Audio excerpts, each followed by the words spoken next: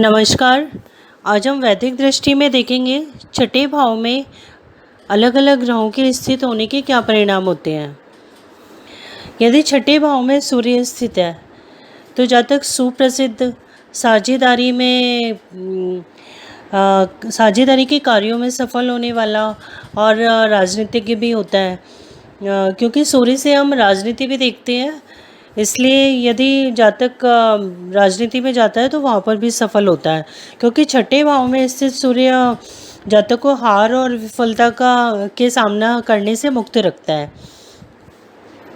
और छठे भाव में यदि निर्बली सूर्य स्थित है और शनि से पीड़ित है तो जातक को बीमारियों से ठीक होने में ज़्यादा समय लगता है, और ऐसे जातक की रोग प्रतिरोधक क्षमता कम होती है और वो शीघ्र ही बीमारी की चपेट में आ जाता है।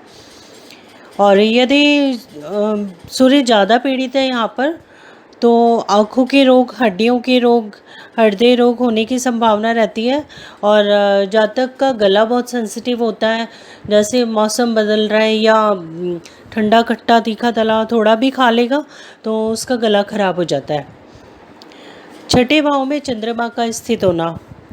यदि छठे भाव में शुक्ल पक्ष का बली चंद्रमा स्थित है तो जातक को बीमारियों के साथ साथ छठे भाव से संबंधित जो भी दुष्प्रभाव है उससे उनकी रक्षा करता है। ऐसा जातक अपने जीवन का पूर्ण आनंद उठाता है। और यदि चंद्रमा यहाँ पर निर्बली है तो जातक को कष्ट और पाचन शक्ति की निर्बलता का सामना करना पड़ता है, और उसको मामा से भी समस्याएं बनी रहती हैं। छठे भाव में मंगल का स्थित होना। छठे भाव में मंगल जातक को एक सक्षम प्रशासनिक अधिकारी या राजनीतिज्ञ बनाता है, विरोधियों पर विजय प्राप्त करता है ऐसा व्यक्ति, और खेलों में भी विजय प्राप्त करता है, क्योंकि छठा भाव कंपटीशन का भी भाव है।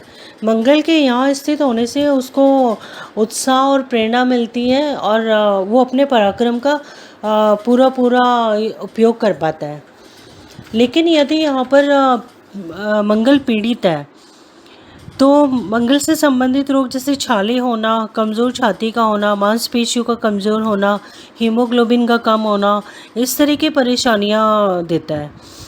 और यदि यहाँ पर स्थित मंगल शनि से पीड़ित है तो जातक को शल्य चिकित्सा का सामना भी करना पड़ता है, और हथियार या अग्नि से उसको मृत्यु भय रहता है। छठे भाव में बुध का स्थित होना। यदि बलि बुध स्थित है छठे भाव में तो जातक बुद्धिमान और प्रसिद्ध होता है, क्योंकि कालपुरुष की कुंडली में भी छठे भाव में बुध उच्च का माना जाता है।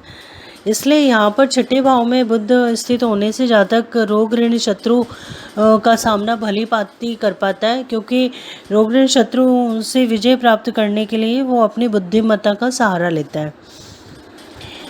और यदि यहाँ पर पीड़ित अवस्था में है बुध, तो बुध क्योंकि हमारा स्किन का भी कारक है, तो स्किन प्रॉब्लम होना, पाचन शक्ति का निर्बल होना या शिक्षा में बाधा आना, इस तरह के परिणाम मिलते हैं।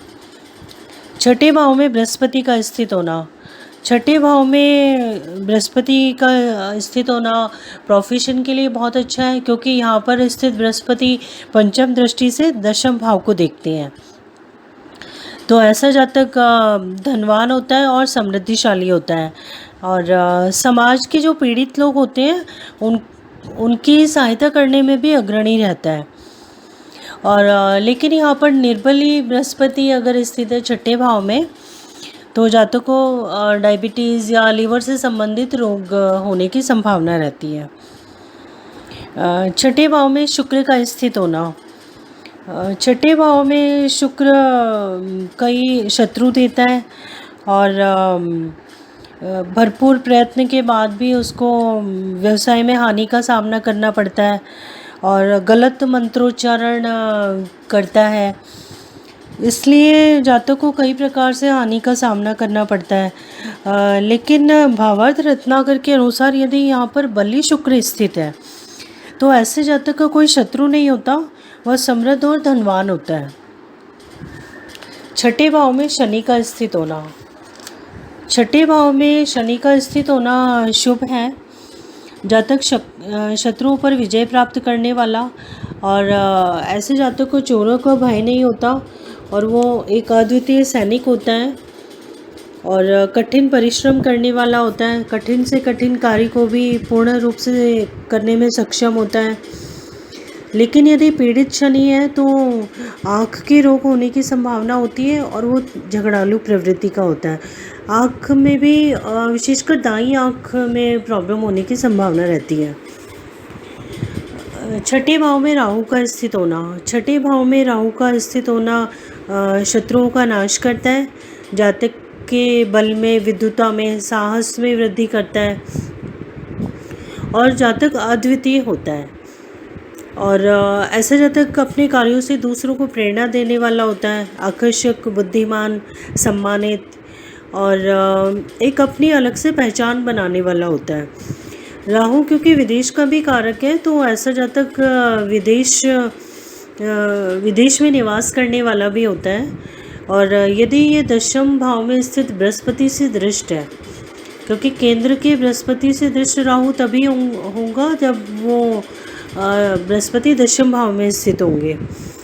तो यदि दशम में स्थित बृहस्पति से दृष्ट है, छठे भाव में स्थित राहु, तो अष्टलक्ष्मी योग बनाता है, जिससे जातक धनवान, अच्छी संतान वाला, सौभाग्यशाली और हर प्रकार के सुख प्राप्त करने वाला होता है, और परेशानियों से मुक्त होता है, शूरवीर होता है, और उसके ऊपर उच्च अधिकारियों की, सरकार की अनुकंपा बनी रहती है। रोगों से उसकी दूरी रहती है। सहनशील स्वभाव होता है, दीर्घायु होता है, पारिवारिक खुशियाँ मिलती हैं, यानी कि उसको 8 प्रकार की लक्ष्मी मिलने का योग बनता है। यदि चंद्रमा भी राहु के साथ वहाँ स्थित है, बली चंद्रमा, तो राजकन्या से विवाह होने का योग बनता है। अब हम देखेंगे छठे भाव में केतु का स्थित होना। छठे भाव में केतु का स्थित होना केतु के लिए सर्वश्रेष्ठ स्थिति है। ऐसा जातक अपने जीवन में कभी ना समाप्त होने वाला यश और कीर्ति अर्जित करता है। जातक बीमारियों, चिंताओं से मुक्त रहता है, और चर्चाओं में सफल रहता है, वाद विवाद में सफल रहता है, सगे संबंधियों का प्यारा होता है, उदार हृदय वाला, कार्य में दक्ष, सम्मानित और प्रतिष्ठित होता है, आर्थिक लाभ प्राप्त करने वाला होता है, ज्ञान के द्वारा प्रसिद्ध होता है। और लेकिन यदि पीड़ित अवस्था में है केतु, मतलब शनि मंगल से दृष्ट है, तो या पाप ग्रहों से, कुंडली के जो अकारक ग्रह हैं उनसे उनके प्रभाव में है, तो जातक को कीड़े मकोड़े या जानवरों से या कृतज्ञ सेवकों से, कृतज्ञ लोगों से उसको भय रहता है। धन्यवाद।